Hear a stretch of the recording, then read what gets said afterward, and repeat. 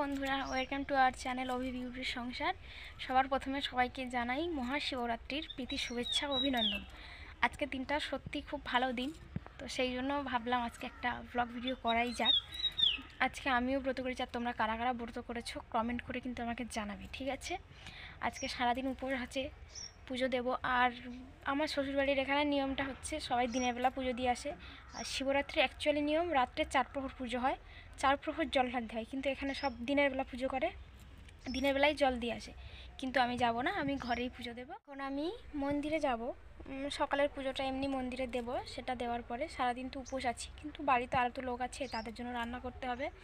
তবে দুঃখের বিষয় একটাই, আমার কোনো ক্যামেরাম্যান নেই। যেটুকু আমি একা পারবো তোমাদেরকে সেটুকুই দেখাবো।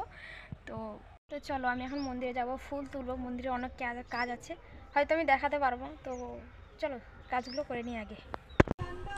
ফুল তোলা হয়ে গেছে, ঠাকুরের ফুল দিচ্ছি আমি। ঠাকুর ঘরটা অনেকটাই বড়, কিন্তু আমি দেখাতে পাচ্ছি না। আর অনেক ঠাকুর আছে ওই দিকটায়, আমি দেখাতে পাচ্ছি না।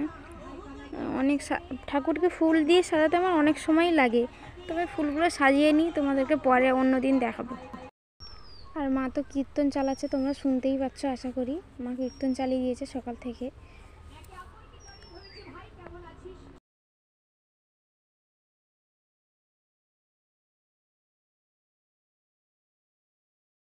পুজো দিয়ে চলে এসেছি, দেখতেই পাচ্ছ।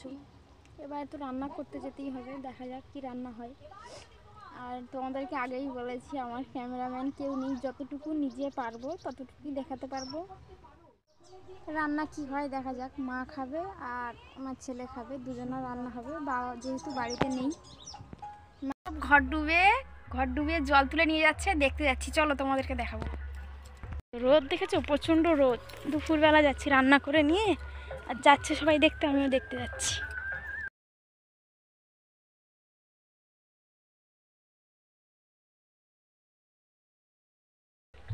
এখানে রাস্তাটা কত সুন্দর লাগছে দেখো।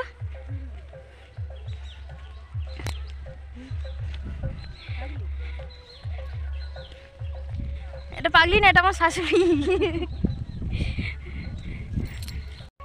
কত দূরে আসতে হচ্ছে, আওয়াজ হচ্ছে, শুনতেই পাচ্ছ তোমরা। অনেক লোক তো চলে গেছে আরো, আমি কোনোদিনও দেখিনি, প্রথমবার দেখবো। চলো ওখানে যাই, তোমাদের দেখাচ্ছি।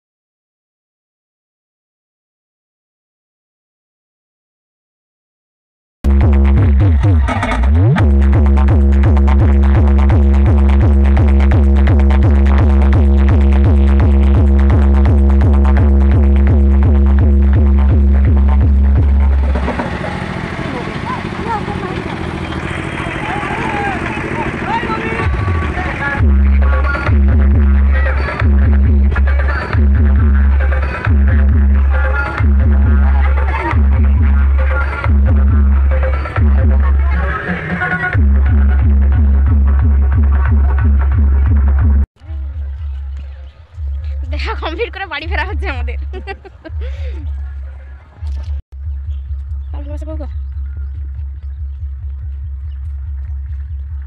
শরীরটা প্রচণ্ড খারাপ লাগছে, এখন একটু বিশ্রাম নিয়ে পরে আবার কথা হবে, কারণ পরে অনেক কাজ আছে, মালা গাঁথতে হবে, ঠাকুর ঘরে অনেক কিছু করতে হবে। তো চলো পরে কথা হবে। দেখো আকন্দ ফুলগুলো এইভাবে ছাড়িয়ে নিচ্ছি, পুরো রুদ্রাক্ষের মতন দেখতে লাগছে। এগুলো ছাড়িয়ে নিয়ে আমি মালা গাঁথবো। দেখো আমি ঠাকুরগুলোকে মালা গেঁথে পরিয়েছি, আর সামনে দেখেছো ওম চিহ্ন করেছি, ওম। হয়তো ভালো হয়নি, তাও চেষ্টা তো করেছি। এটা হচ্ছে শিবলিঙ্গ, রাতে যে জল দেবো তার জন্য মালা গেঁথে রেখেছি। এটা হচ্ছে আমাদের ষাঁড়বাবু। কেমন লাগছে সব কমেন্ট করে বলবে কিন্তু। দেখো তোমরা, আমি পুরোপুরি রেডি হয়ে গেছি, এবার আমি মন্দিরে যাব পুজো দিতে।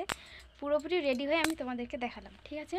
বাড়িতে এখন কেউ নেই, সব মা অসুস্থ বলে মা একটু প্রেশারটা লো হয়ে গেছে, সেটার জন্য একটু ডাক্তারের কাছে নিয়ে গেছে। আমি একা পুরো রেডি হয়ে গেছি, এবারে মন্দিরে যাব। মন্দিরে বলতে আমাদের ঘরের মন্দিরই। দেখো ঠাকুর ওই ওখানে নিচে আমি সাজিয়েছি, তখন তোমাদেরকে দেখিয়েছি, তো আমি নিজে সাজিয়েছি এগুলো। তো চলো, সারা রাত তো আমাকে জাগতেই হবে, তো সারা রাতে কী করি সেটাই দেখাবো। ওকে, টাটা। দুধ নিয়ে এসে আমি গ্লাসে রেখেছিলাম, সেটা আমি ঘটিতে ঢেলে নিলাম, গঙ্গা জল মিশিয়ে দিলাম তার সঙ্গে। এবারে ঠাকুরকে ফুল দিয়ে দিলাম, বেলপাতা ফুল দিয়ে দিলাম একসাথে। প্রদীপ ধূপ সব ধরিয়ে দিচ্ছি আগে থেকে, কারণ ঘরে আমি একাই আছি, আমাকে সব করতে হবে। তো এবারে পুষ্পাঞ্জলি তো দেওয়া হয়নি, শিব মন্ত্র বলে আমি আমার মতন জলটা ঢেলে দিলাম।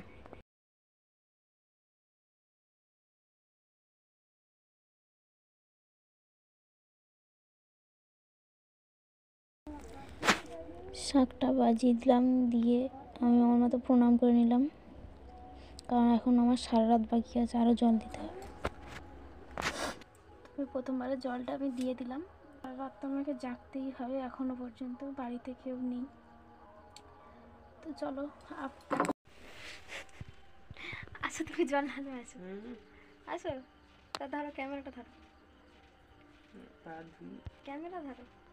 পা ধুইনি, দেখা যাবে না। আরে তো ঔষধ রাখতে পারছি।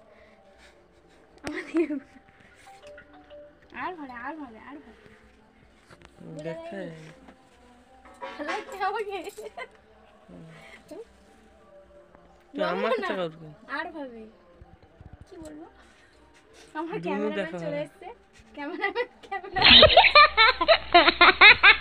পাহাড়টা ধুয়ে এসে মন্দিরে ঢোকো। তুই আমার মতো আছো। ওকে আমি ক্যামেরাটা ঠিক করে ধরতে বলছি, সে ধরতেই পারে না। আমাকে বলছে তুমি ঠাকুরটা কীরকম সাজিয়েছো দেখিয়ে দাও। আমি বলছি আমি দেখিয়েছি, বলছে আবার দেখাও।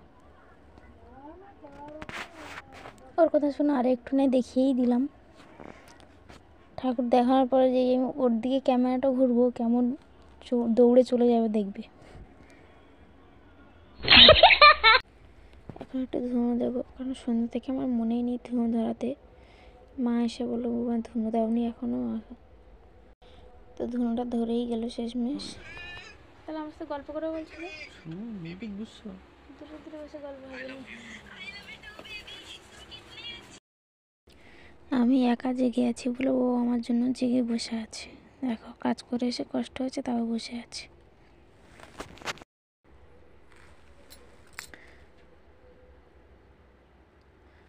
ওকে আমি বলছি তুমি একটু হাই বলে দাও, তাকিয়েই আছে, দেখো হাই বলছে না। বলার ইচ্ছা নেই, জোর জবরদস্তি। তো চলো, এখন আমার ক্যামেরাম্যান এসে গেছে, সেহেতু কোনো সমস্যা নেই। যতটুকু পারে অন্তত ক্যামেরাটা ধরবে, তখন একা একা করতে হচ্ছিলো, বিরক্তি লাগছিল। তুমি ওটা দ্বিতীয়বার জলটা দিয়ে নিচ্ছি আমি এখন।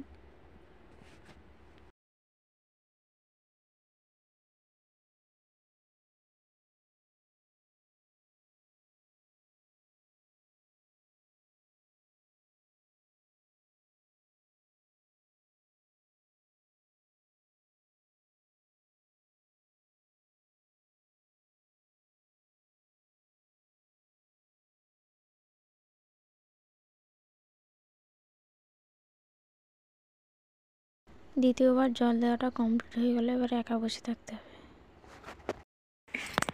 এখন বাজে রাত 12:30, বাড়ির সবাই ঘুমিয়ে পড়েছে, আমি একা মন্দিরে, শরীরটা অসুস্থ লাগছে, শুয়ে পড়েছি। দেখো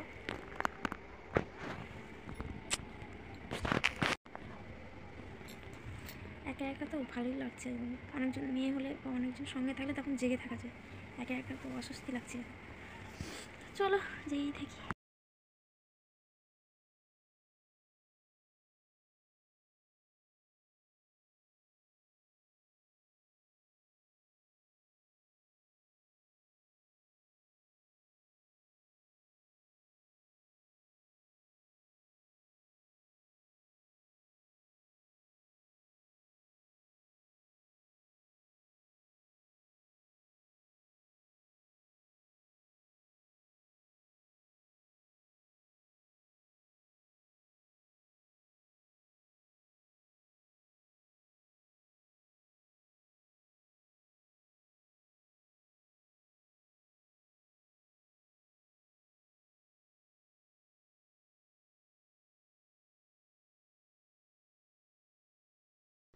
তো রাত 2টো বাজে এখন।